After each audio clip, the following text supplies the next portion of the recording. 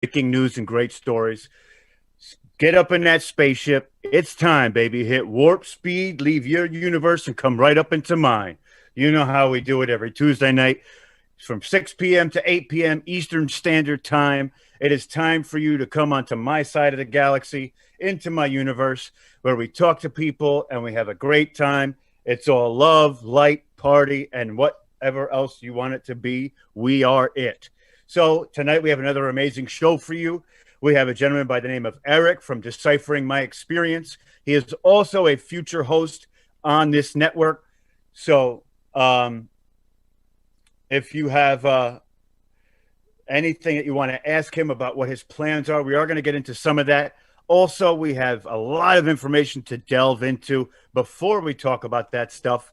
And we're also going to be discussing a little bit of the unity that needs to come from a lot of these different communities that all have this information.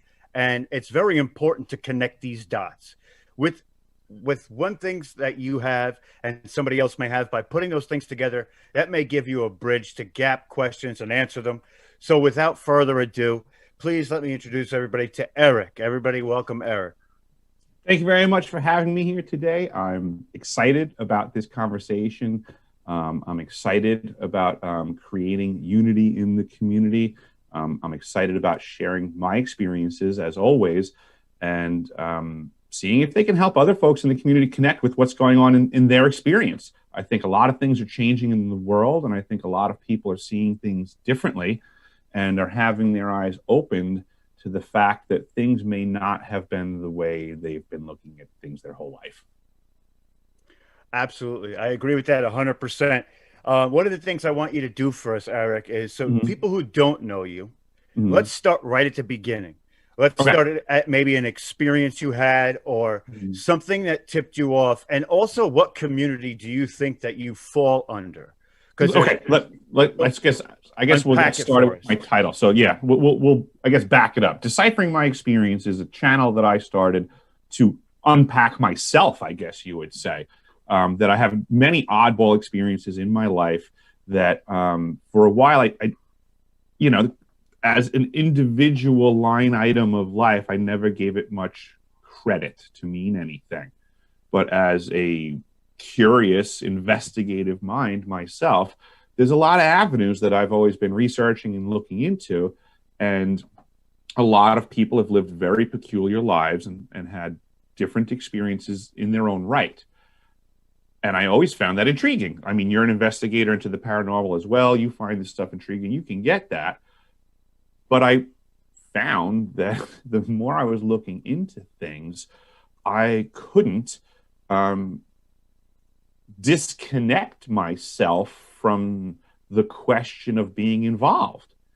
And the more I looked into things, it just became harder and harder to distance myself from the reality that was looking more and more like I had some sort of interaction in these communities. And I started to pay more attention to my own experiences and try to talk to other people that I was realizing were having similar experiences as myself, and they were in the um, secret space program communities, and it was very odd to just go in that direction, and it was actually quite challenging. I mean, I don't come from an illogical or unrational background, so a lot of this to me, it's a matter of proving things to myself in the process and bringing people along for the ride is basically what's going on. I'm not trying to make anything hokey pokey or, believe me or trust me. I'm trying to get facts out there to people. And I think that's what's getting me on people's radars. I have facts. I have been places. I have had experiences. I'm learning more and more about my involvement in the remote viewing projects that the CIA was working on with children in my grammar school. I was involved in the United States Navy nuclear submarine program for a period of time. I was down at the South Pole Station in Antarctica for a year straight.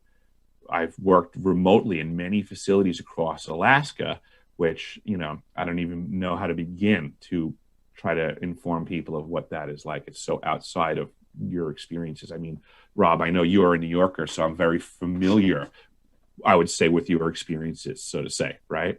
Right. You have no idea how outside of a Long Island or New Yorker experience it is to be in the middle of nowhere in Alaska and humping tools and doing work and different logistics lines and things. It's a whole other can of beans.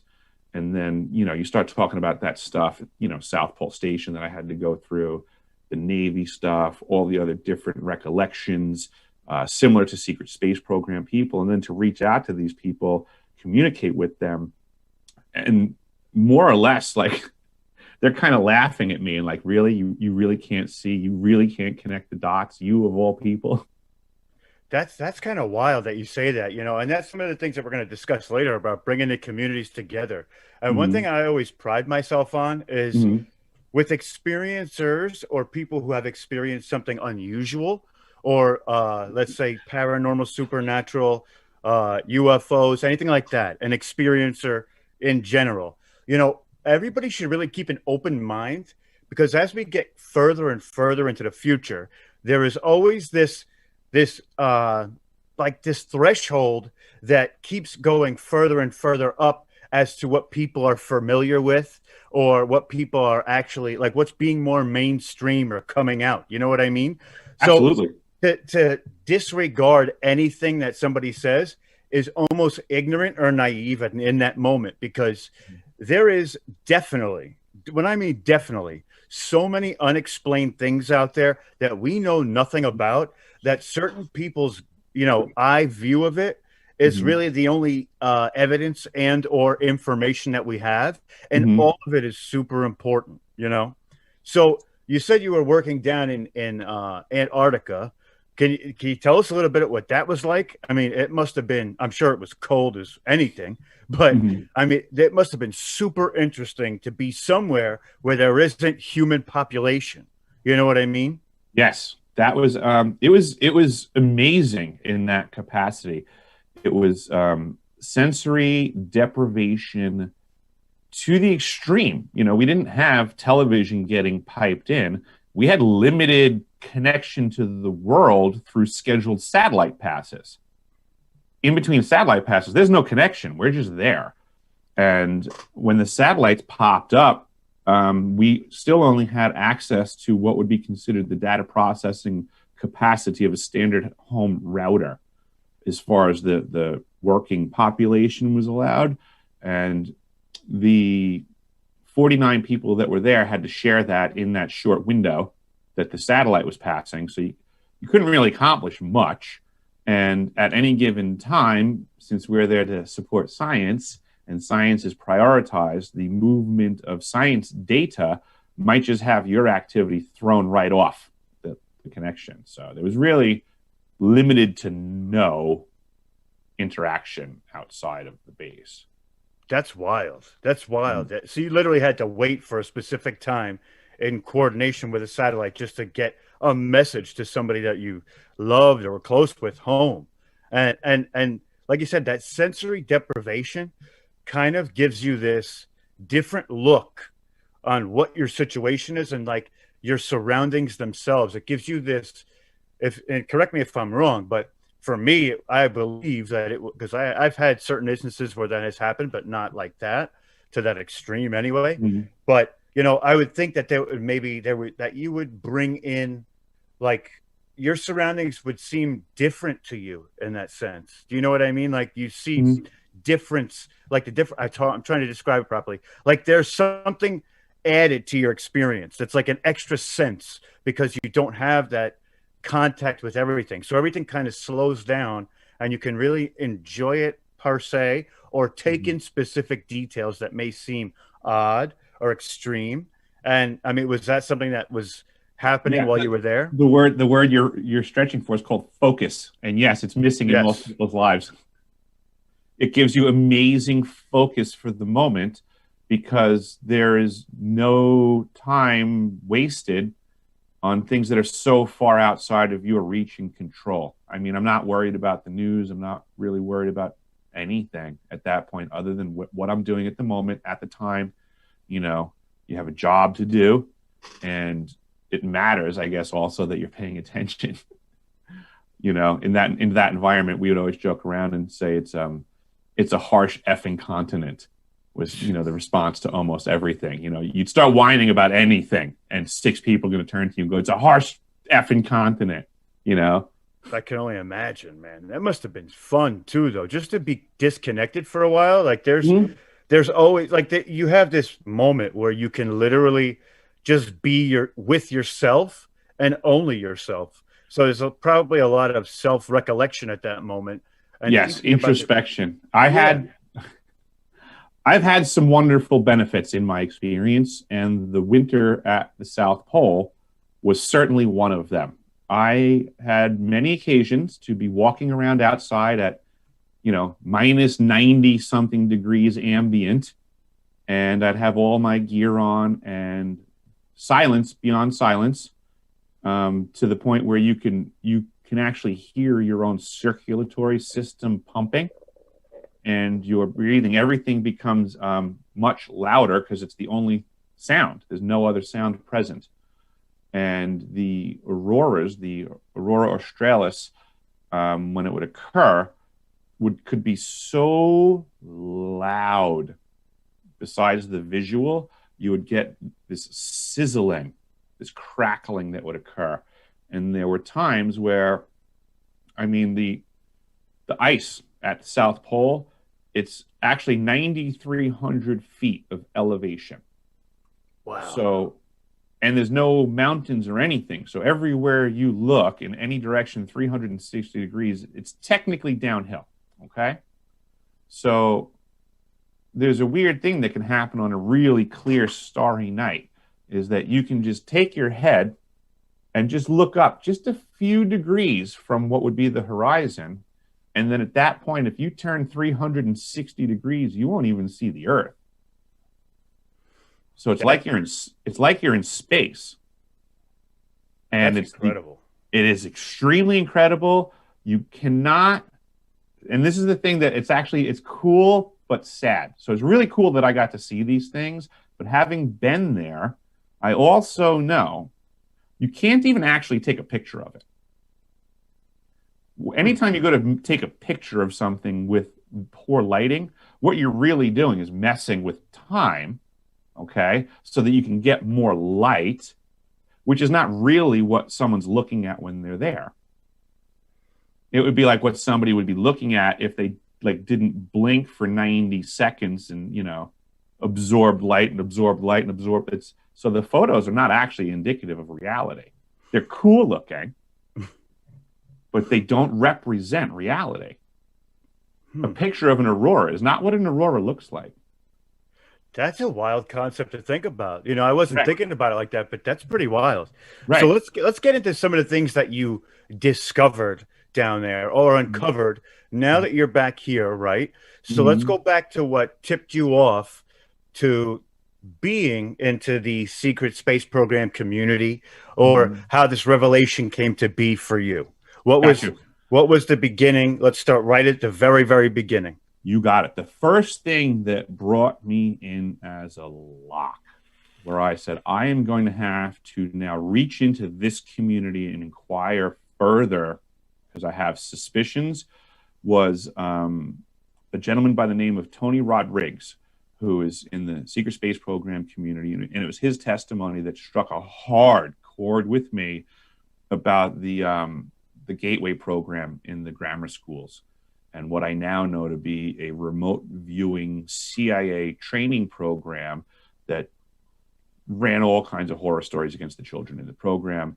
And the more that I'm digging into it, I'm finding out that I was involved in this program, and one of the many things that are my connections. But that was the one. That was the rod that, you know, the lightning struck in his testimony, and things that were connecting, and it, you know, it reframed a lot of my memories at that point.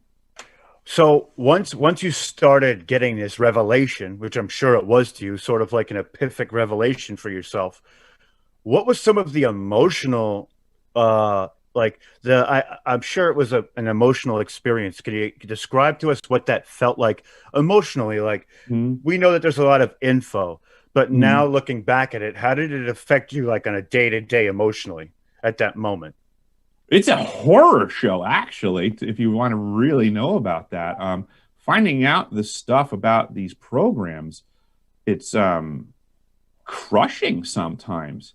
I mean, for all practical purposes, and it happens to a lot of these people in the programs, and I feel for them.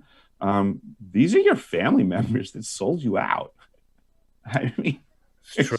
It's true. It's horrific when you see some of the, especially when you see programs that are described in classified documents, mhm, just like the rules that they abide by and mhm, how egregious they really are without mhm, actually saying it, because they'll say something like, I remember I was watching one of your YouTubes and it said that you could opt out at any time, but mhm, there was nobody you could opt out with. There was nobody you could go to say, okay, I want to get out. So they're mhm, literally doing it against your will in that sense. And there's mhm, a lot of these programs. We know what they are. MK Ultra. I mean, Penny has told me quite a few of them. There's so mhm, many, and they do like these experiments. They're like social and sadistic almost experiments to you. mhm, So I know you've been doing a lot of uncovering of that stuff as well. mhm, So if you could get into some detail about what you've been working on recently, or mhm. what was the first, actually, you know what? Before we go there, let's go back to when you started looking into this subject, what were Mhm. the first things that you discovered information wise?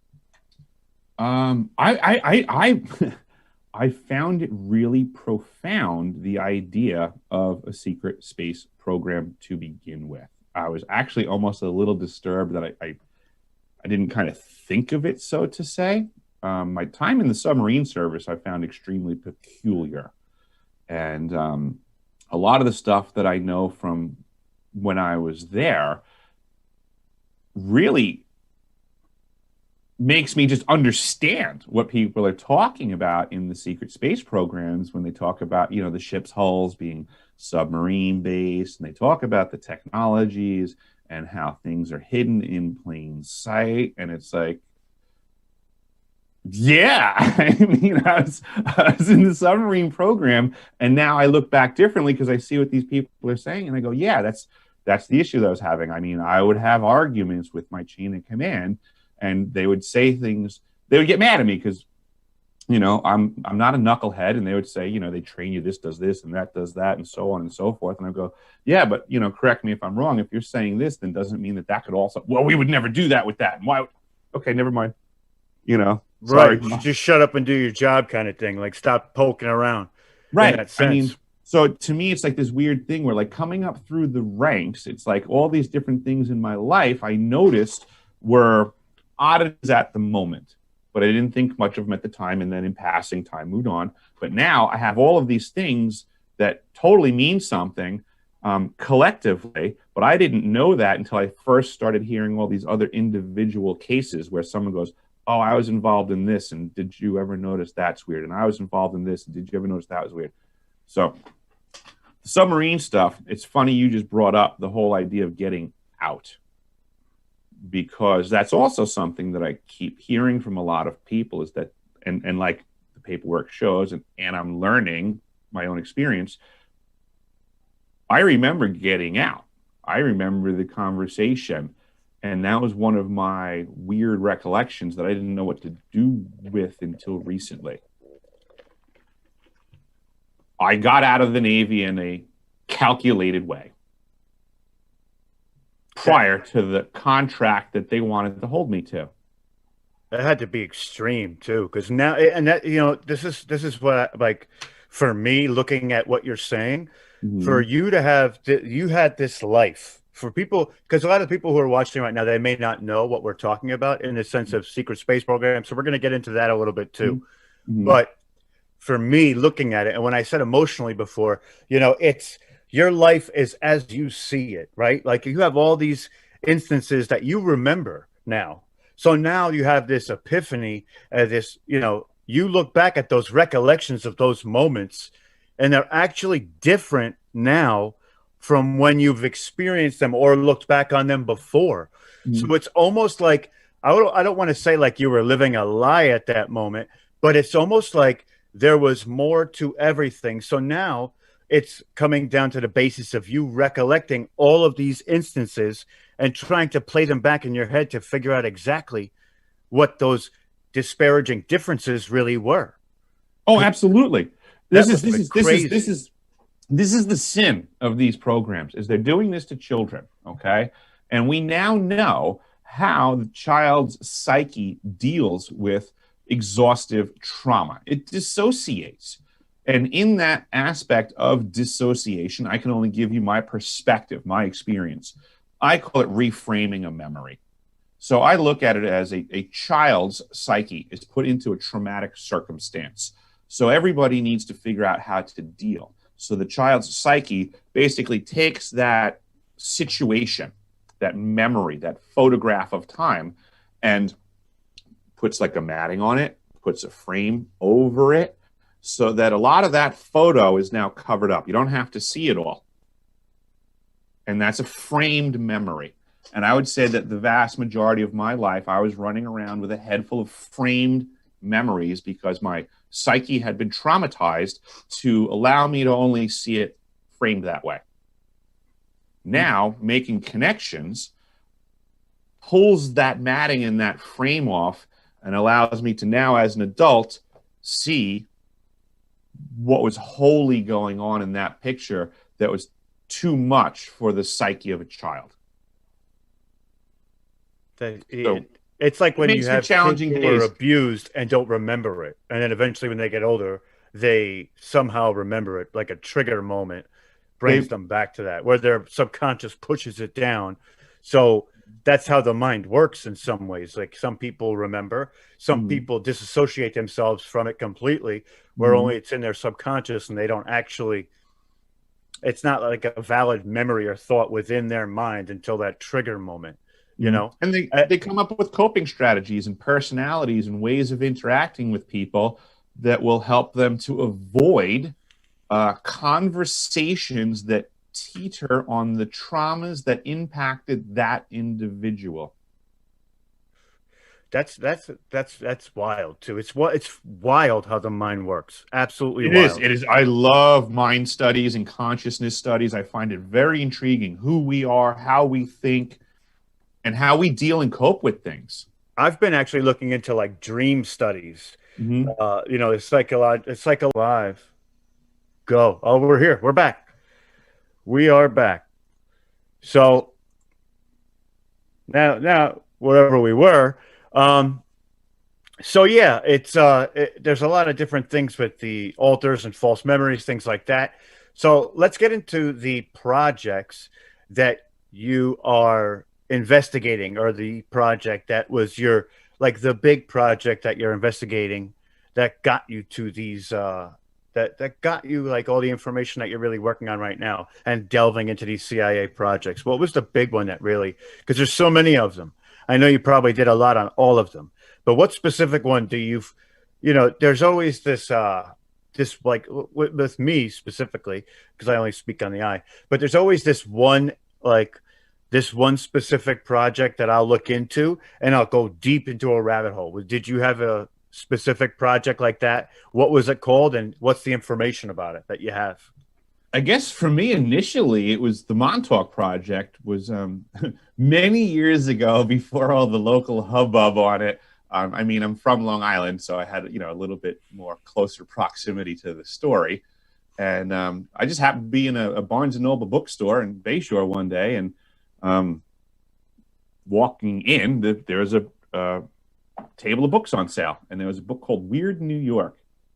And I like weird things, and I'm a New Yorker. So I picked up the book, I opened it up, and as soon as I opened it up, it went right to a picture. It was the Sage Radar Tower, and it was the story about Montauk, and blah, blah, blah. Montauk Project was the headline or something like that. But I remember looking at that picture. As soon as I opened up the book, I looked at the picture, and I went, oh, I've been there before. And then I started to read the story, and I went, wait a minute, wait, what? That's weird. And I didn't really have any real other recollections than that or connections at all. But I did wind up becoming, I guess, on the trail of all things Nikola Tesla at some point. became very fascinated with the idea of technologies and things like that, and was doing well in my researches there. And in that capacity, I wound up, I guess for all practical purposes, I didn't know it at the time, but I was meeting my handler. Met me in the process of me looking up this Tesla stuff. And then I got an education from someone who was obviously in the programs beforehand. And I was taught all kinds of wonderful things. I was taught a history of the alphabet agencies, how things started, where they got to where they were now. And this was someone who presented to me as a customer.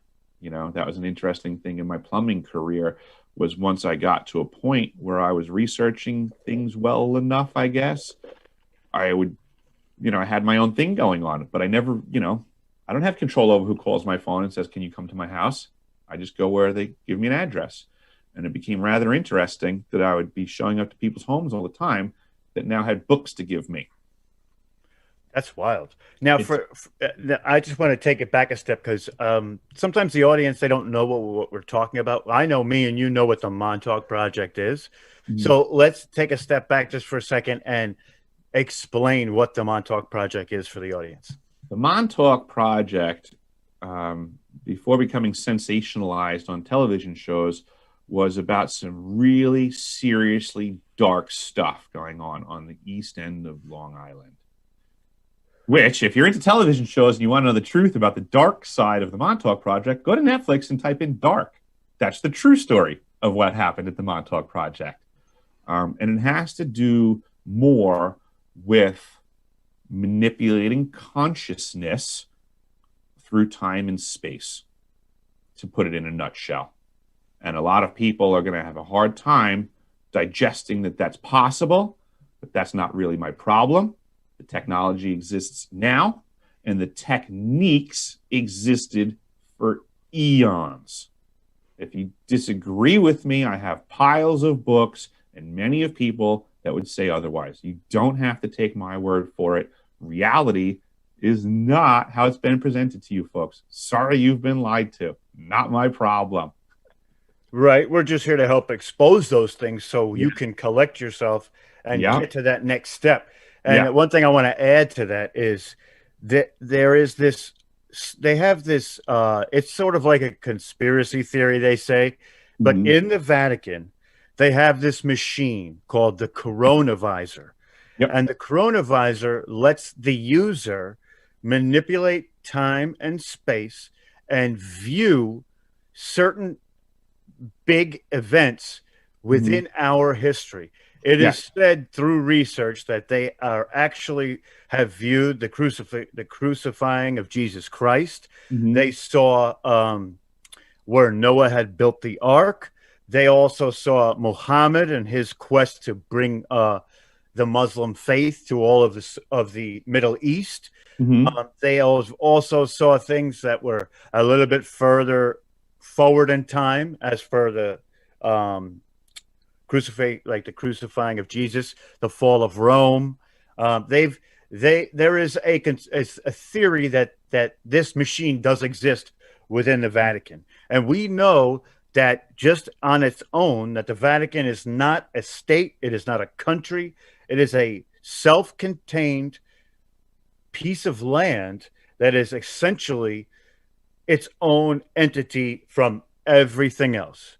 So, and also there's a lot of things that the Vatican has artifacts through the Judeo-Christian faith that go back, that have powers, like the spear that stabbed Christ. There's so many things at the Vatican that we know nothing about, which is one of the reasons why the crusade happened, was because they were trying to, what they tried to do is they tried to go to, the Knights Templar tried to infiltrate the Middle East and grabbed all of these artifacts that were of that time period and brought them back to the Vatican. So it's almost, they're not, I don't want to say that they're parallel or an extension of each other, but that just goes to show you that in our history, there are things that are unexplainable at those times and places, like that kind of machine, the coronavisor. Now, absolutely. just to go a little bit further with it, that there is so many things that have to do with the bending of time and space, where we've had instances where time travelers have come back and have talked about these specific moments, that really that there's like these pocket portals that they can come through to a specific time. So we Mm-hmm. know that there's a lot with magnetic fluctuations that tamper with it. But, Mm-hmm. the Montauk Project is delving into that specific mentality of bending time and space, and or manipulating those on a Mm-hmm. conscious level to program them to be sleeper cells, Mm-hmm. uh, basically to astral project. There's so many departments that Yes. we'd have to sit here and do a 7-hour show to Yes. departmentalize all the different subjects that fall under that specific program. And there are a multitude of programs just like it throughout history. This is why I'm trying to get unity in the community. This is why I want everybody to start talking, because I believe everybody has value, and I believe things are actually so much more complex that I think we need to start communicating so we actually realize how different our stories are. I think too many people are trying to find stories that are all alike, because then we'll very rapidly get to the answer as if it's that simple. I don't think we're going to rapidly find common ground. I think we're going to rapidly find that the problem is so vast that we have a lot of conversations to have, because everything you said, I agree with about the Vatican, okay? The problem that makes it exponentially worse is they're not the only ones with the chronovisor. They were the first, okay? So now everything you said is true. Hundreds of times. Everything you said is true about that faction. So now think about, the power the Vatican has. They can look into the future. Okay, cool. Now think about how many other factions now have that, what that means, and what type of warfare is going on in this new environment where we're having people on every side wielding weapons that the general population isn't even aware of. Absolutely. And just to go further, if you thought that the Vatican was by itself in that matter, that's ridiculous or almost naive, because there's a duality in man where there's always an opposing force to something else. There is no one entity that stands above the rest. There is always a counterbalance to that entity. Otherwise, we would be under the rule of that specific faction worldwide, or even universally. You know what I mean? So but with this specific subject, there's more than just two. There's probably 7, 8, 9 factions, maybe even more than we know. Oh, it's innumerable. We from our perspective, we might as well just call it infinite, because here we are on Earth, and we don't even know the amount of factions fighting for us as a resource right here, locally. That is such an epic thing to think about too. Is people go about their daily lives and sometimes don't realize these things, but there is a sub level of our humanity that is literally at a constant opposing side of something else. There is always some other person or place. We could be staring at somebody that sits across the table from us, and they could be part of a different denomination of that faction, working for them without the knowledge of actually working for them. So it's epic, and it's so intricate, and it's so hard to fathom, and it sounds fantastical. It really does. But if 2020 didn't show you anything, it showed you that there is so much more out there that is unexplainable and that we don't know, especially with the events happening right now. So many people have this, I want to say they see what they see from media sources, and they think a certain way, when really there's somebody else playing chess that's exposing so many things that we thought to be that we thought to be justified or right, that are now being turned on its head. Now think about that on a universal scale. I mean, we are a microcosm to the macro, which is the entire universe, which is why the show is called Full Spectrum Universe, because we take in everything, all considerations, all different types of facts and all different stories, all different subjects, because it's limitless. There's no bounds. There's, it knows no bounds. There's no out of bounds area that can't be touched. Everything is intricately interwoven in some way or another, which is why when you say unity and we need to come together, it is not important. It's essential. It's essential in that moment. And if people don't realize that, and what happens is when people have stories, every story is told through perception. Perception is embodied by ego.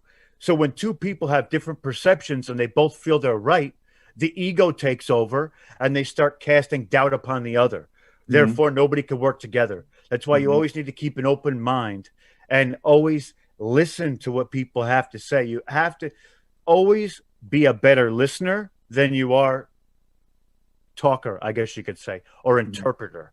But go ahead. I'm sorry. I'm just ranting. No worries. I'm thinking that, to me, in my mind, I'm thinking that the challenge at this point is to take all these people from different experiences. And what I've suggested to people is, in these conversations where we're sharing experiences, that we don't focus on the things that make our stories different. There's always going to be differences. We're all different people and having different experiences. If we focus on the differences, we will always get nowhere. We'll always never agree. But if we share our experiences, and if there's at points in time we get to things that are differing, then we just move to the things that we agree on in our experiences, and that'll help us move closer to the truth rapidly. And I think people need to stop this whole bickering thing about, who said this, like that person or not. To me, that's divisive. To me, those people should be looked at questioningly. If you're suggesting that every story should be homogenous, I look at you funny. I agree with you 100%. And the other part that we have to talk about is that everything is perception. And the Montauk Project actually skewed perceptions back in the day. Right. So is this something that we're talking about, that they manufactured this animosity towards each other so we don't get to the truth? So you're actually doing a service to what they're trying to do by not having that open mind and taking in what that other person has to say. And I truly believe that that is what they have done. They have opposed each other, or us to oppose each other, so we can't get the story straight.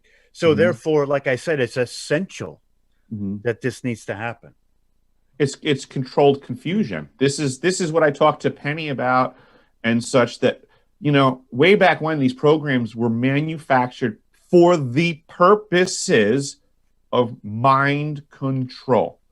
Initially, it was in a targeted capacity where they would work on a one-to-one basis to get a mind figured out, and they would target at individuals. Well, that was a training program. It was research and development. They're beyond that now. I'm not targeted in that way, so to say, anymore.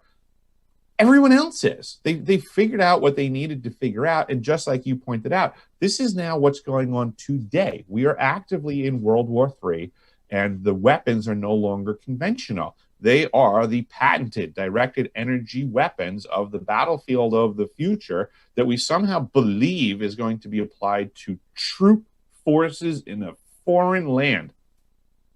It's not what this stuff was designed for, and we are actively witnessing in our civilian world the effects of directed energy weapons. If you want to learn about that, study Dr. Giordano. He's a neuroscientist. He does a great talk at West Point, where he's educating the future leaders of our military on the future weapons that they will have to deal with and the symptoms to look for. They are not conventional. And when you study these things, you'll see that our civilian population is currently suffering what are known symptoms of commercialized military-grade weapons that are for sale to the public, to the highest bidder. And if we take an instance of where this has happened, a few years ago, they had a meeting in Cuba, right? And there Mm-hmm. was a delegate from the United States, there was delegates from Cuba, and all of a sudden, everybody in the place started getting sick, throwing up, diarrhea. They felt terrible. Mm-hmm. Nobody could explain why. And even the I don't know if it was the military or the government, our government, came to the conclusion that they were hit with some kind of subsonic wave from a weapon that caused them to have this reaction. And the thing about that is we all vibrate at a frequency. If Mm-hmm. they're using a specific frequency, if I can emulate a specific frequency, I can make you throw up. I Right. can make you crap your pants. I can make you pass out. Mm-hmm. So that's an energy based weapon. They're just using a frequency Mm-hmm. instead of there's other types of energy that can be used. That can be And that's more manufactured. proactive, actually. They can actually just make you sad. Mhm. They can make you compliant. Mask on your face, mask on your face. Not only that, it's also with this propaganda and ushering you into these thoughts. They literally have, when that started, they took a like some kind of testing subject and they manufactured the vision of what this person saw Mm-hmm. every day until their mind accepted a specific reality that wasn't actually reality. They were, it was almost programming them to be a specific way or to interact, have certain triggers that turn them off, which is why when somebody like you has that epiphanic moment, it Mm-hmm. triggers a backlog of everything you've experienced to that point, and it becomes an emotional experience at a level of probably of which you've never had because your mind literally catches up. And like your mind is a beautiful thing. It does so many different things. It's almost like it repaired itself by Mm-hmm. going further into these memories and picking up on these things. Mm-hmm. It's a reaction everybody has. It's called being red pilled, no Mm-hmm. matter what the subject is. Mm-hmm. There's a red pill, a black pill, and a blue pill. Blue pill means you don't give a damn. Black pill means that you're engaging in a lot of things that don't specifically have to do with you, but it's opening your eyes to more. Red pill is finding information that essentially is changing how you see things and your perceptions of everything. And Mm-hmm. it's a radical thing. It messes people up at first, but Mm-hmm. after the dust settles, you start to see clearly.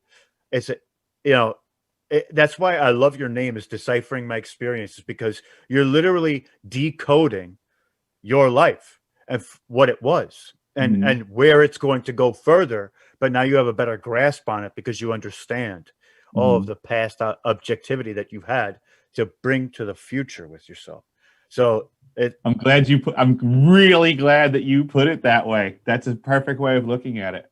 well, absolutely, absolutely. And this is another reason why we have to come together, Mm-hmm. because when we come together and when we put ourselves in a group so big with so much knowledge, they can't do what they do. They Mm-hmm. can't be who they are. They Mm-hmm. have to expose themselves further, which in Mm-hmm. turn turns more people to the side of knowing. And the more we know, the better we are. Yep. The more And I harmonious think we'll live. I want to go back to what you said about what the year 2020 should teach us. And it goes right back to what you just said. I think the year 2020 should teach everybody the power of the edit and to understand how much their life has been impacted by that up until 2020. The way that information has been presented to you up until now was under such a controlled edit to present reality in such a piss poor fashion to make you think that it was something different. Everyone's been lied to through the power of the edit for a solid 30 years. You've been misinformed and lied to about what's been going on around you, where your money has went, what it's been invested to, what technologies are available. What I've technology seen, does to you. They're not even just available, but what your phone does to you. Yes, 100%. Yes, everybody's talking about all of these things that, in the future we need to be afraid because you know what they're going to be able to do? Yes, exactly what they can do right now. You've been lied to. They're already doing it. They manufacture that reel that when I was talking about when somebody gets programmed, they Mhm. manufacture what you see Mhm. to put you in a specific state of mind. Mhm. They play on your emotions Mhm. by showing you visions that make you feel specific ways. It's Mhm. it's it's this wild thing. And that's one of the reasons why a lot of people, when they have to do research on something, they come to me because I know that history is written by the victor, right? History is always written by the guy who won. Mhm. I know that, and anytime I dive into a subject, I Mhm. take it further than that. I know that. So Mhm. I look at histories from both sides of the mantle Mhm. instead of just looking at what the history book tells you. I Mhm. look at witness accounts. When I do research, I feel that my research now I'm not saying that people don't do this, but I can't speak for them. I can only speak for me. I do it differently and I see different things that people don't normally see because I have been red pilled. I Mhm. am objectively open to everything. I stand outside of the box instead of sitting in the circle, if that makes any sense. No, it does. And I respect that, and I challenge other people to rise up to that level in our society today. We need that. We need people to actually ask questions. We need people to understand their own knowledge base and question it, right? I was raised Catholic. I went to 13 years of Catholic school, okay? I learned about the Council of Nicaea and Constantine.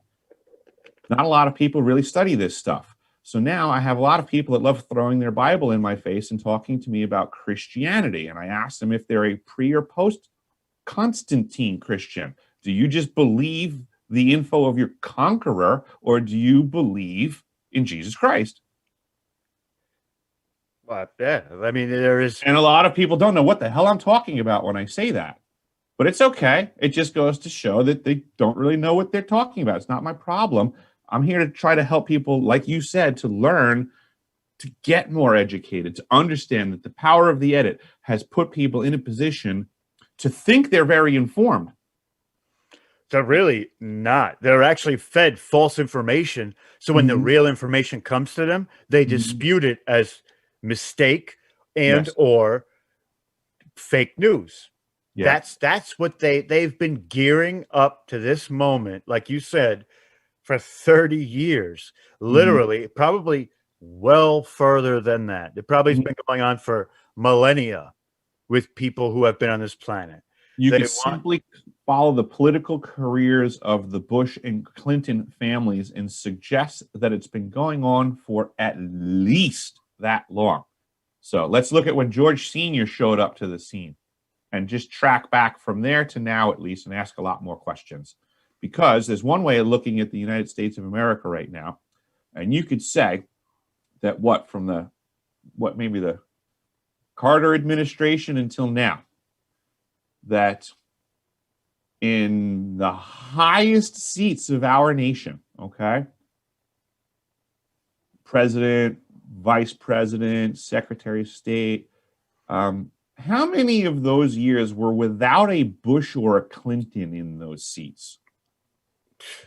it's still that way. I mean, they're or if they're not of that, they're from that family. They may not have the same name.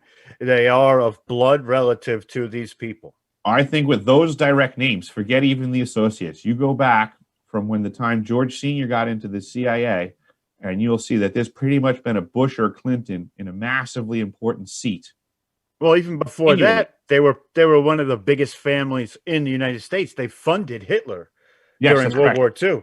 If we Mhm. go even further back, so their influence has been on par for the Yes. last 70 years at I, least. I believe if I'm getting the right Bush name correctly, forgive me, criminal Bush, if I get the wrong one, but I think it was Prescott Bush, who Uh-huh. was actually convicted of war crimes after World War II for trading with the Nazis and laundering money and stuff like that. Absolutely, absolutely. And they're in bed with the Rothschilds and the Mhm. Rockefellers. They're all together. So, Mhm. it's I know there's a lot of people out there who are thinking, well, he's not that you're trashing on their religion, but they're just misinformed. They're just Like, misinformed. Oh, I'm not trashing on their right, right, right. religion. That's why I want to make that description. I want to I'm make that description trashing so they on know their that. knowledge of their own religion. I would just say Absolutely. get more informed. Absolutely. I mean, if you're a Chevy owner and you're big into Chevys and you're spewing all kinds of misinformation on your Chevy, it doesn't mean I'm against your Chevy. I'm just against you being ignorant about it. Exactly. And that's the thing. See, I was raised Catholic too, right? Mhm. So there are things in the Catholic faith that were programmed into me to believe. But Mhm. now my understanding of God is Mhm. my own understanding of it, my Mhm. own higher power. I've Right. gone beyond the Catholic faith in Mhm. that sense. Mhm. My communication with God is a one-on-one thing. Mhm. It's on a daily level to where he literally can almost speak to me in Mhm. experience and word.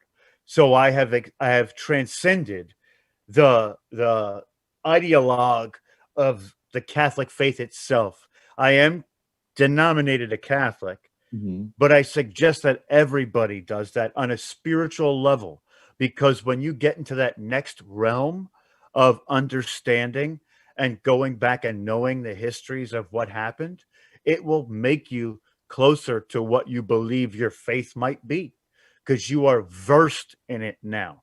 And any man who is versed in a subject, whatever that subject is, from front to back, side to side, is more of an asset to themselves and everybody else than anybody who wants to remain ignorant, Yeah.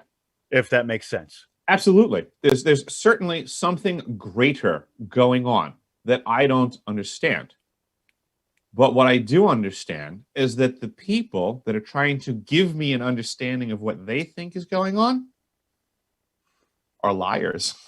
They have no clue. They're Yeah. thinking they're thinking about the what's in the, like, the 50-yard line to the goal line, right? And Mhm. we're thinking about the whole property that the stadium sits on, if Mhm. to make a comparison, or the whole city that stadium's in when Mhm. they're on the 50 to the goal line, Yeah, I to would put I it would in suggest the reference. reason the Crusades started was because the Roman Catholic Church was not growing as fast as the Cathar denomination was at the time, and the Cathars um, did not believe in brick and mortar churches or a organized religion or tithing of any sort.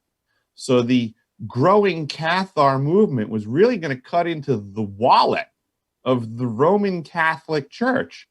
So lo and behold, some Cathars had to die. So much so that you barely even know who they are. If you said it to somebody, I guarantee you that they wouldn't even understand where they came from, what they are, who they are. They've never heard of it. I can bring up there's a famous phrase from the Crusades that people might be familiar with because it's stood the test of time. People don't really remember, but there were during the Crusades there were religious generals and militaristic generals that ran with the warriors to kill the women and children. But they had surrounded a village one day, and the militaristic general turned to the religious general, and I apologize for not remembering their names. But the military man was concerned because he had morals, and they had this village surrounded. And he said, what are we going to do? We're supposed to kill the heathens and the this and that, but there's also women and children in there, and people that aren't even in there that we just have them surrounded. So there's like potential innocence. So this religious leader then turned to him and said, kill them all and let God sort them out. They still use that today. That's where it came from. It's from the Crusades. That's Biblical. crazy. You know what? I know a lot about history, and I did not know that. You taught Yep. me something today. That's wild. That That's was fighting the Cathars. And then eventually they had them all surrounded. The last stand of the Cathars, the Cathars made a deal and said that if they built some huge, massive bonfire or something like that, that they would surrender. And that what wound up happening was the last holdout of the Cathars proved their point. They said this life doesn't matter. It's all greater than this, and energy and our souls will continue. So when the Crusaders held up their end of the bargain and made the big, huge bonfire, Cathars opened up the doors and they all ran out and jumped into the fire. That's awesome. That's a wild tale too. I've read a little bit about that as well. So let's digress a little bit, because I know we're going into a lot of the religious aspects of it, but just get back to the secret space program and things like that. Now, your experiences with interaction with other people within the secret space program that are claimed to be experiencers. Of course, we know that there are fraudulents and there's people who want to be but are not. You know, what has been the one thing that you think has been holding a lot of people back from coming forward with this information that they may have? I know that there is some sort of like a worry for being ostracized and things like that. But what other obstacles do you think that these people are not they're not really jumping over to get the information out? Programming, as usual. These factions know what they're doing. Excuse me. Anytime there's organization going on and people trying to accomplish something, there's COINTELPRO type organizations, which people can look that one up, COINTELPRO. But there's organizations like that that'll show up, and they have moles, provocateurs, and dissipators. And the process is dissipating. It's taking the energy of a movement and redirecting it basically down a dead end or into a wall so that it gets misdirected. And it's very effective. So the programming that's been applied to the people in this community by the dissipators is to teach them that their story is supposed to match someone else's. And that's the BS. That's the trick. Folks, your story is not supposed to match anybody's story. You're an individual. Share your experience. Tell your truth. And if somebody tries to discount your truth, laugh at them and finger them as a dissipator. And that goes with any subject, not just secret space program. I believe exactly. Every subject. Follow that way of thinking, because there's so many different things out there. And I know I keep harping on this, but there's so many different things out there that we literally know squat about. And this is how we engage in intelligent conversation about these things to figure things out. Conversation has to happen. Therefore, you can't let your idealistic urges, which are programmed into you, get in the way of manipulating that conversation in a hateful way. It has to be done on a subconscious level of open-mindedness. Everyone's different, Rob. I mean, you have your experience, right? So from your seat, how many Long Islanders do you know would say they were in the Montauk Project and CIA remote viewing programs, then went into the Navy submarine service, then went to the South Pole Station, and now they work in remote field camps in Alaska? I mean, not many, of course. I don't think you're the only one. So it's a different experience. So why would my stories coming out of my mouth sound anything like anyone else's? That is 100% dead on right there. That's right on the money. You know what I mean? Yeah. And another question I have for you is, what are you currently, I know, deciphering my experience. If you guys have not seen this show on YouTube, you have to check it out. You've had some great guests, and you are coming on to the Global Enlightenment Radio Network. Yeah. Which I'm super excited about, because that means we get to work together more. And I feel that we have a very good connection when it comes to these things and investigating things and talking about them in a way that's helpful, not harmful, as well as Penny. And some of the guests that you have been revealing a lot of things. What is the focus at which you are and what are you investigating right now? What are you working on right now?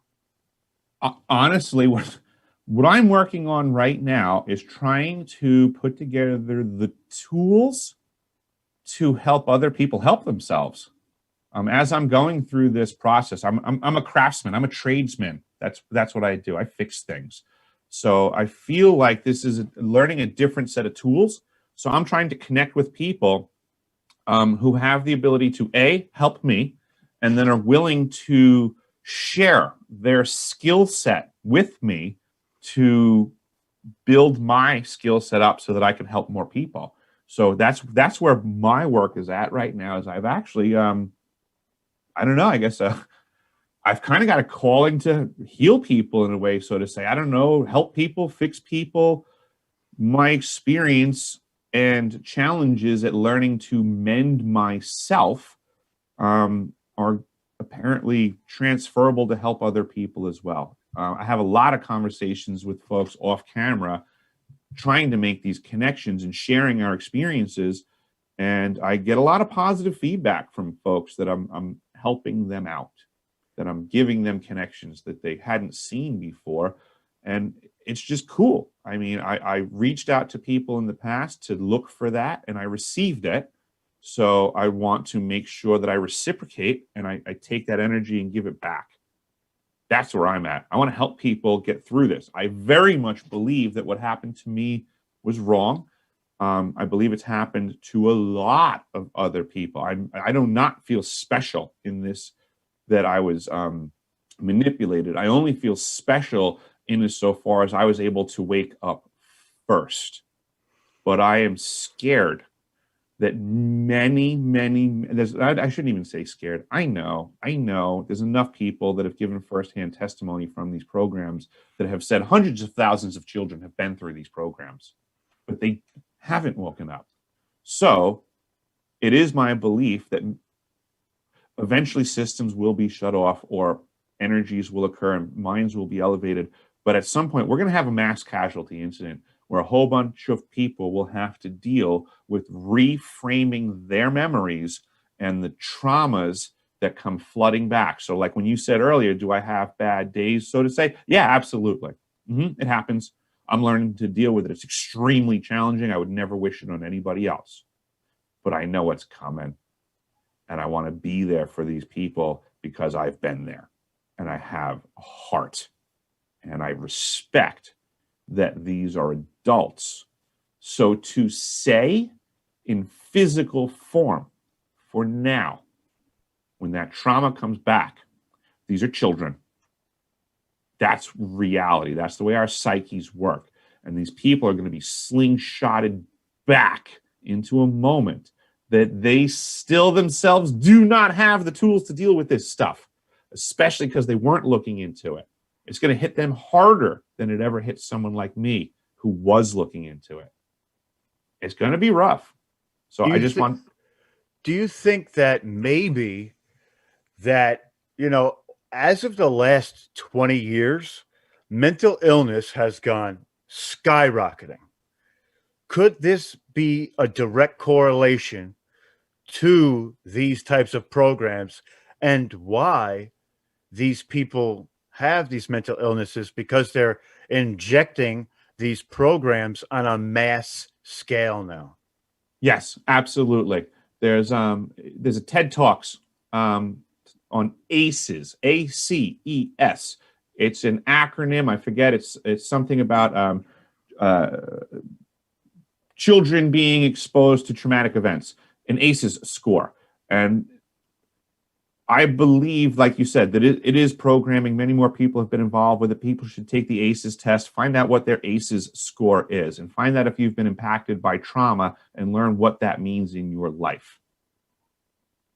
There's a lot of stuff going on here. There's a lot of people that are waking up. There's a lot of people that have been hurt.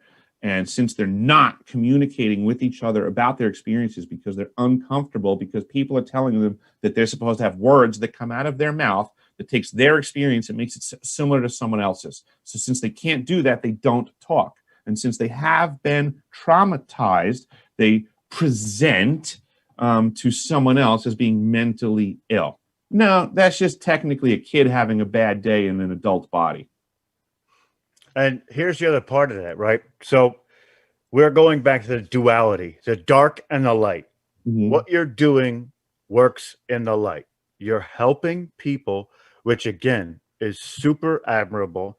I was honored to have you on before I knew that you were helping people, but hearing you state those words before, it's even more of an honor to have you here, because I believe that we should be working towards helping anybody and everybody with whatever they need. I think that that's how this world has become a harmonious type of civilization. And my skill set is open to for your use anytime you need it. It'll always be there to help you at any time because I firmly believe in helping people like that. It matters. It does, and I'm here to help in any way I can. Yeah, So I'm here's almost thinking this now. Like I'm even seeing the name up on the screen, deciphering my experience. Like in a way, I almost feel like at this stage of the game, it's almost like deciphering our experience. Like I started looking into this to figure out what happened to me, and I very rapidly learned what happened to me was very wrong, and I very rapidly learned that what happened to me happened to a lot more people. So to me, it's like it's not even about me anymore. I'm healing. I'm learning. All right, life sucked. I got kicked in the nuts a lot. But I'm dealing with it, and I'm not a person that likes watching people get sucker punched. I've been on the street, I've seen things go south, and I've never liked when that happens. So I never wanted to see a friend get sucker punched. I never want to see a stranger get sucker punched. But I feel like right now, there's so many people in society poised to get sucker punched. Yep, absolutely. And here's the other part of that too, is like I was saying with the light. When we're waking up, right? There's a light wake up and then there's a dark wake up, which people don't realize. You can wake up on the light side with correct information. There are people who are waking up and they're waking up in the realm of dark, and it's misinformation, and they're coddled and they're put to work for the dark when they really think that they're just waking up and being red pilled like the rest. And it's egregious. They have no idea what's happening, and they feel that they're at a level that the people of the light are. But in reality, they will never be, because we come from a place of love, light, and heart. They're working from a place of dark despair and suspicions so much. So I believe that there is a duality to that wake up too. And it is utterly the most important thing to recognize which side of that line you are on. Correct. And a lot of people, you are right, are completely misinformed. Mark Passio is a wordsmith and an amazing quick intellect. I do not remember the line of questioning that he utilized, but he would say that there's a few questions that he would throw out there that he could ask someone about their belief system. And very rapidly, they would, more or less answer in an agreeable way, at which point he would then turn to say, oh, so you're a Satanist. And these would be bug out. And they'll bug out because they thought they were Christians. But when he asks the question and they agree, it turns out that they're actually aligning themselves with what they didn't realize were actually satanic beliefs, because they were presented in a way that made them seem palatable. And he, I think he uses the term recovering Satanist, I don't know, but so he's been in these programs and he talks at length about how much these programs love infiltrating other things and messing with their info and confusing it and bringing them into the fold over time, because people are confused and not asking the right questions. And now, next thing you know, they're not Christians, but they're Satanists, which is exactly what Christ was saying in the Bible, by the way, is be careful to not get confused and follow Satan. He's a trickster. But heaven forbid you tell a Christian that they've been tricked by Satan. That's the ultimate light wake up to dark wake up. Correct. And that's why the Great Awakening is important. But it has to be a specific awakening in a way that we get these people to the right side instead of the dark side. And it's not something that we can do without informing them about the things that you're working on, because they need to know those things so they can digest it. They can decipher, hence the name, and decipher where they want to be. Now, some may choose the dark side because they're comfortable with it and because they like it. Some will actually come from that fold to the light. And it's actually something like that in Revelation. And I don't mean to quote the Bible, but when Jesus comes down on his white horse with the great sword, okay, He goes to hell to free everybody in hell. But there are some that choose to stay in hell, or he leaves behind, because what they have done is so terrible that no matter what, they will never be allowed into heaven. Someone's got to keep the lights on in hell. Right. Well, exactly. But that shows you, that's almost like a metaphor for this awakening, right? In the sense of light and dark, not so much to the T of what the text says. It's a yin and yang. There is a balance to this, and people need to understand that.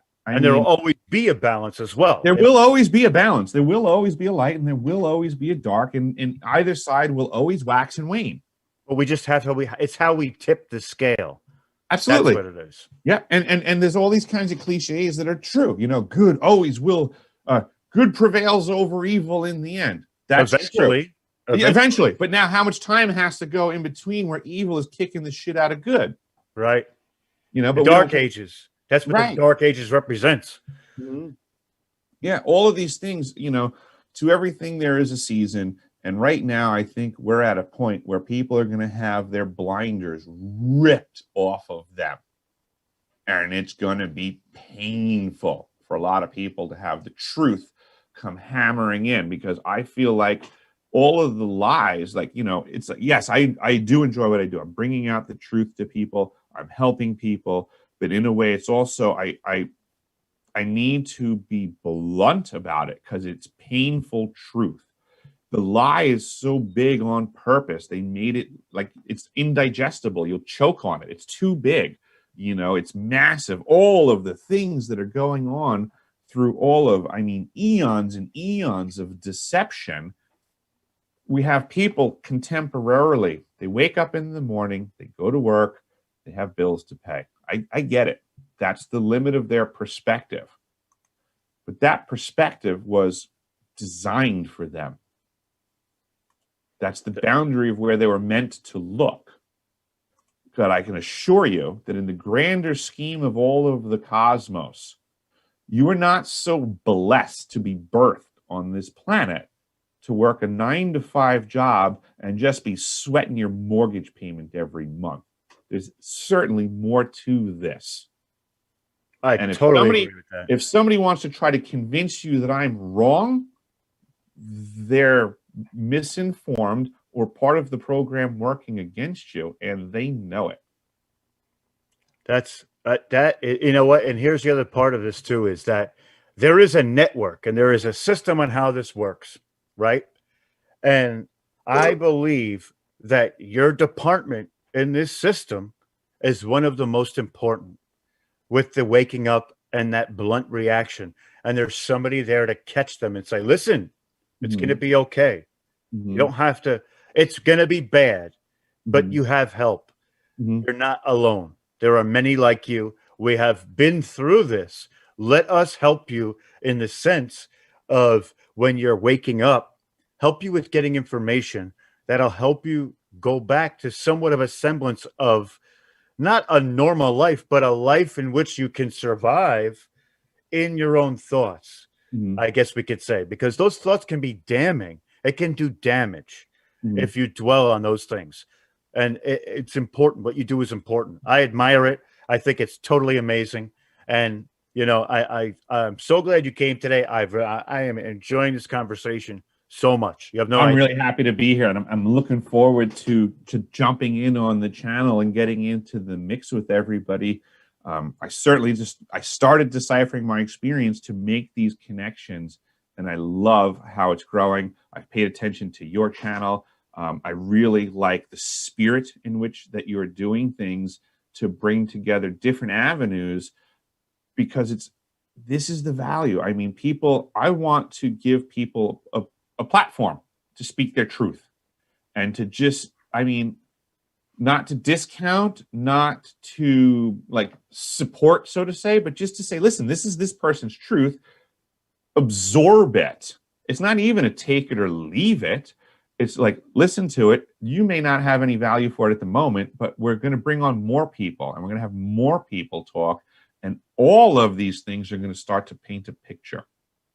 Absolutely. And I feel that no matter what the person is talking about, everybody's experience is important, because Mhm. there are moments, even when somebody who you think that their story is so outlandish, they still say profound things to help you no Mhm. matter what.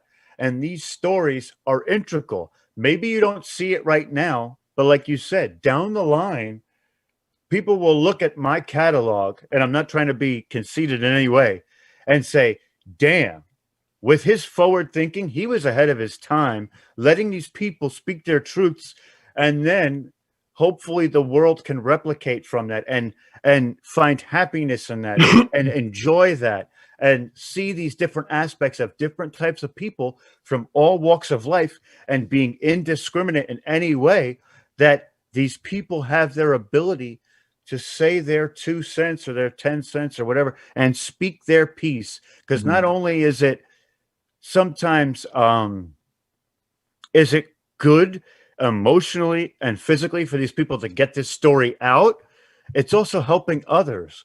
Sometimes there's a, they say when you speak words, you give it weight, and it lifts off your chest when you get it out there and you feel Mhm. like you've put it out there for people to digest and to break down and maybe further their education in those things or their knowledge. I Mhm. think that's super important because we're always learning. And, you know, In that certain ways, I think as a kid, I don't know. I had a lot of thoughts as a kid that now as an adult, I guess they were they were pretty enlightened thoughts for a kid. But I knew when I was younger, like I don't know, I always talked to crazy people and homeless people. I talked to everybody. I never ever looked down on anybody. And I've known, I guess my entire life, that every single human being's experience is actually of equal value. It's completely equal value. It's now if you're going to apply your biases to what you think is better than someone, oh, well, this guy had a mansion, and whoa, that's what you think. But technically, every single human experience is of equal value. And if you meet someone and you can't find the value in the exchange of learning from that person's experience, that's on you. It doesn't mean that their experience in life is lacking. It means you couldn't find the value in it, and that's on you. I would that's never begin to discount the other person in the exchange. I would just say I apparently don't appreciate the value of their experience because I don't know them well enough. I wouldn't even say that it's not appreciated. You may not have any knowledge of it. And Mhm. at that moment, you're sitting there thinking, well, it doesn't really pertain to me. But the Mhm. human condition is fascinating and how Yes. people do things. Well, So, I guess I was getting at the point of like in my mind's eye, I was thinking of like the fact that like oftentimes homeless people, in New York, they try to engage you, and a lot of people are rude and brash and stuff. absolutely. But I would be different. I treated every human being with respect. I would engage the conversation as presented. It doesn't mean that I'm giving them money or cigarettes. Right. It means I'm still going to treat them with respect and tell them have a great day, best of luck in your travels. You value their humanity. Hell yeah, That's what it is. I you believe know. it. That's truly. And you know what? It's funny, but by not looking down upon people in any way, Mhm. shape, or form, you actually are becoming enlightened Mhm. 100% because you're accepting others' realities as they see them. Therefore, Mhm. your knowledge is infinite. It's infinite, and I But believe that is huge. and just so you know, I mean, to take this a little bit further, I mean, I'm not even talking about just being nice and discounting, or not discounting in getting away from them. I mean, I know the normal routine: a homeless person walks up to someone, asks for stuff, and everybody's rude and throws them away. Um, I would try to make them leave with a smile. I'm not giving them money. I'm not giving them cigarettes. If I had food, I would certainly share it. I know the routine. They don't really want it. It is what it is, but I would still engage them. How's your day going? Otherwise, are you getting lucky? Are you getting cigarettes? Are you like just whatever? Just treat them like a human being. I know the scam they're up to still, and I would still just engage that. Wish you the best of luck. You should try to just treat them like a human being for what they're actually doing. And I would get a lot of heat from people for that, and they'd be like, "Oh, you're like a crazy magnet," And I'm like, "Not a crazy magnet. I'm just a human magnet." Right. And that, when you say that, it brings me back to an old saying. It says, you give a man a fish, he eats for a day. You teach Mm-hmm. a man to fish and he eats for the rest of his life. Mm-hmm. Those interactions could have profound effect on people, regardless of what anybody says. It could Mm-hmm. be one or two words that helps that man in some way Mm-hmm. where you don't know, but Mm-hmm. he does. Or he doesn't know just yet, but he'll figure it out. Same can happen to you as well. Oh, absolutely. They were teaching me stuff. Right, I right. took it as an opportunity to go against society and not think this person unimportant. So I just went the other direction, tried to engage them and see what I wasn't teaching them anything. They were teaching me stuff. I would ask them about their life and how they got there. One thing I love about this conversation is we've gone all over the place. I think It is kind of, it is. those are the best. These are the best episodes because we talk about so much stuff that Yep. you have to go back and watch it again to be like, wait a minute, we did say that? Okay, so I want to come back a little bit and tell us what we can look forward to. We got about 20 minutes left, I believe. I do have to get off around 8 o'clock. I know they said we can go overtime, but we have to eat dinner. 10-4. So we got about 20 minutes. Tell us what people can look forward to in your show, what we're going to get, and the things you're going to try and explain for us and help us down the line. If you know it, I know you say you've been thinking about things and working on it. Things are moving fast and furious, and I'm happy you brought it up. I've recently got in contact with Tony Rodriguez, which was, like I mentioned earlier, somebody who had a profound impact in my awakening process. He and I have been talking. I was on a show with him recently. It went really well. We've had some conversations on the phone since then. So I look forward to talking to him more. I mean, I really do believe that this is going to help my awakening process and therefore help others. This new channel here, you guys, this is the Global Enlightenment Radio Network. I've been asked to jump on board with you folks and start doing a show here as well, which I'm really happy to have that as an opportunity. And I look forward to that communication and seeing about making that happen. I mean, I don't even really know much about this channel, to be honest with you. I started doing guest spots with you folks, and it's going really well. I'm liking everything that's happening. Penny's here. You're here. Odin's a really nice guy so far, from what I can tell. So, I mean, everything's just nice. And I love right now, I feel like it's all about connections. I feel like it's more awakening. I've been tapped. I recently did a television show that should be airing soon. And that production company has been talking to me about doing some more episodes. So I like that my research is getting traction as well. The television show is on about secret submarine bases in Ketchikan, Alaska, and alien connections and things like that. So I mean, it's Awesome. right in there, for the stuff that you enjoy and the stuff that I enjoy as well. I mean, there's so many things that I would say fall under the umbrella of the secret space program. I mean, it really is almost the perfect umbrella for every other conversation to fit under. There's really almost no topic that isn't involved in the secret space program. I have come to find that out doing my research into it. And one of the things I could tell you about this specific network, and one of the things that I personally love about it, like you said, is the connection between the people. We help each other. We're there for each other. You have people of like-minded subjects to talk to shoot things off of, different ideas for shows. What about this? We do special events like we did with me, you, and Penny. And Odin as well was there. And the other gentleman that was with us.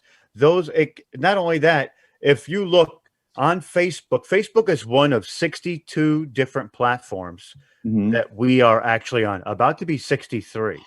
Oh, geez. So with that being said, I am very involved on this side where it is the microphone, but I'm also involved on the other side in helping Daryl and Katie to do whatever they need as a third party to help boost whatever I can do to help them as well, because I want us all to get out. So with that being said, one of the great things is that your show has the potential to have 100,000 live viewers at one time.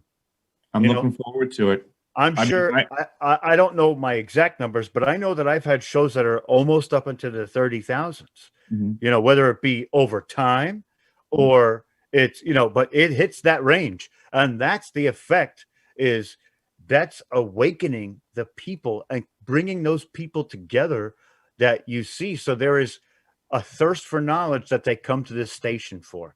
And Well, we let's so let's many subjects that we fill every void that could be tapped, you know? let's focus on that really quick then, because I also have trouble hanging on to topics and stuff in my head. I try to write things down a lot. Good. The the idea then is, oh geez, I just totally lost it right there. What were you just saying?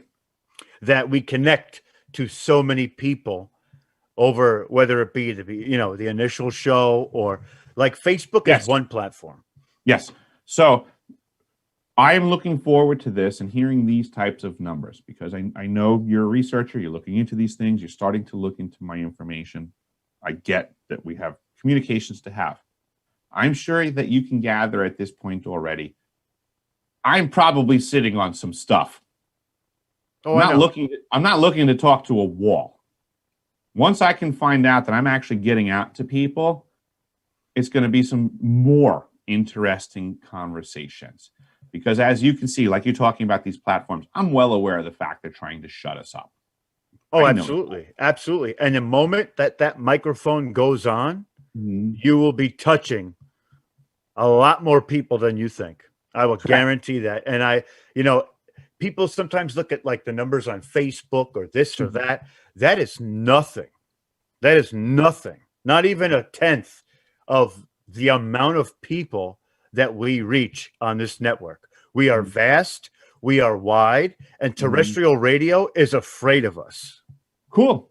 because Mhm. we are getting to this point where we are attracting the right types of people, we're Mhm. bringing in the right types of hosts, Mhm. and in that moment there is this unspoken how do I say it, this it's bringing it to life. It is like a movement that can't be stopped. Mhm. We are an unstoppable force. We will get to you some way or another. Well, here's I'll give you my teaser so far for what I've Okay, been working on for my show. Okay. excellent. I have my deciphering my experience thing going on. That's going to be something separate. I want to go as a support avenue for you guys in the direction for everybody. So let me know what you think of this. World War III has begun.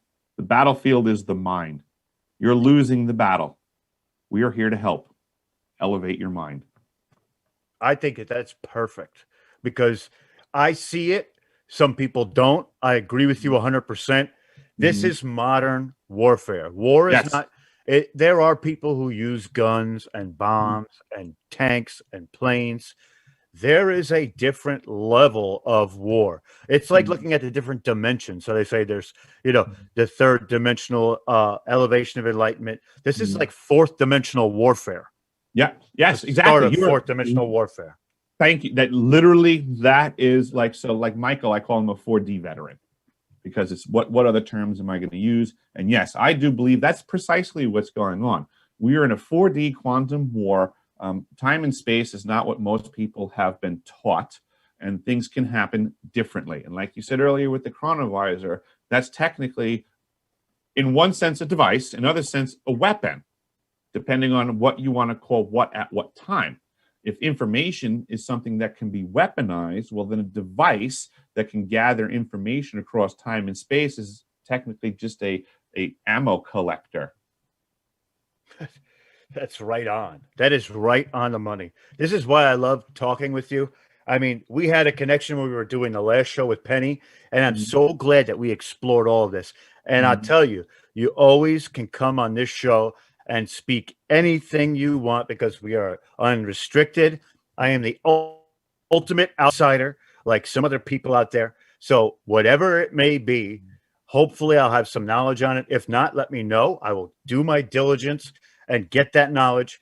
I love having in-depth conversations about things that we can talk about that are mhm, on different levels because we've gone from superficial to super intellectual back to humorous up to faith. I mean, we literally did one of these today and hit everywhere. And not to be so animated, but man, I enjoyed the hell out of it. I'm I telling miss you, talking with Italians, to be honest. that's me. That's I enjoy. I appreciate the nuance of actual conversation. I actually need that. So to me, the animation, I'm all for that. I need to see someone when I'm communicating with them. I enjoy that as well. And one of the things to go with this subject is once you do get that awakening, you tend to not speak to so many people anymore. Your friends kind of go away because Mhm. there is a superficial ostracization that they Mhm. feel that now you're crazy. Now you think you know everything. And Mhm. there's a lot of different egos that come Mhm. involved with it. And I think that it's pathetic. It's it's immature. And I think that they are naive because when this whole thing is laid out to dry in the sun, they're literally going to look at people like me and you, and I'm saying not to be conceited, as the future. We were ahead of our time. Mhm. I truly believe that. And that's why I call myself the ultimate outsider, because I don't fall in the constraints of time and space, of textbook thinking, of Mhm. knowledge that is pressed from some other source. I gather it on my own. Therefore, I am on the outside. There is a bubble and a square, and I am on the outskirts of all of it. Mhm. There is nothing that, no shape that holds me together. I am not in any community. I am in all communities. Right. I am not any one person. I am all people, just Yes. like that. And I'm I'm not saying that in a godly way or in any kind of, nope. We the super people. pretentious way. We the people is the answer to all of our problems in this nation. I And truly believe that. we the people have been so well divided by the power of the edit that it saddens me when I wake up in the morning and I see the bickering, because I know these people actually don't hate each other, but management loves making labor bicker. Divide and conquer. They want you to be subservient and submissive, Mhm. and they're going to do whatever it takes to make you fall into that role.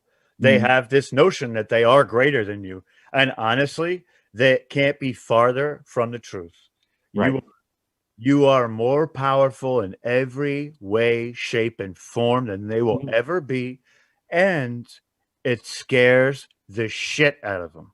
It really does. They're actually terrified of the masses, and that's why they do what they do, and they do know that they're weak. You're right. I mean, it's very true. Mhm. Now, let me ask you a question. Since we talked about history a little bit, what do Mhm. you think the next 5 years looks like on this planet? That's a tough question. I know. There's so many It's a tough question variables. because we're at a precipice right now, and I'm really concerned that it could go either way. I am hopeful, technically, that the current Give us administration both wins. situations. What Yeah, would good or bad look like? I would hope that if the current administration prevails in the battle that is going on, that a lot of bad people get swept up and karma comes in Karmic as debt is huge. which is just appropriate, because I don't like to technically wish ill on people. I just like to watch karma happen, and I, Hmm. I I will grin when people get what they deserve, but I don't try to promote negativity. I'll just like to be grinning when it happens. That's a great way to put that. That is a great way to put that because I am truly behind that 100%. I Yeah, I don't wish ill on anybody, but right. there is a debt that needs to be repaid because of the egregious acts of these few people for so many years. If I get to witness Hillary Clinton go to jail, I will smile. Oh, absolutely. Absolutely. If she's She's hanged, I will smile. I'm not going to lie, but no, no, I I would won't never sit ask here. you to. I would never pretend that I'm wishing for that. I'm not wishing for it to happen, but I know what my reaction will be. I can't lie. I will totally grin if that happens. Well, you have to think about this too. When you cast yourself in a treasonous light, the Mhm. ultimate consequence is the end of your existence. Fair enough. Mhm. So, so Yeah. give us the bad side. What would The be bad side, I mean, if the other direction goes, it's going to be a bloodbath.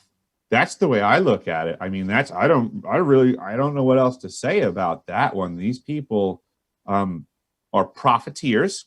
Okay. I mean, we have to be realistic. They're profiteers is the idea. They're doing this for money. And they're really old. So guess what?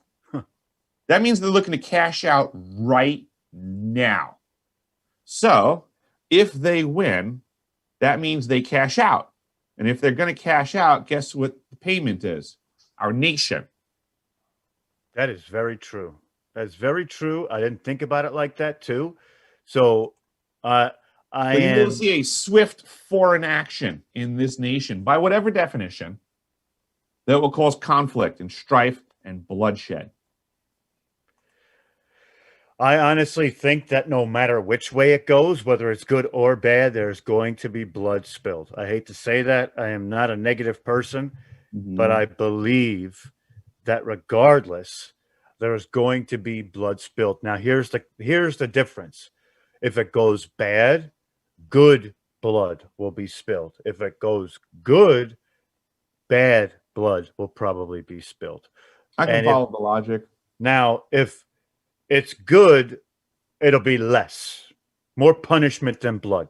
If it's bad, it'll be opposite that. It'll be more blood than punishment.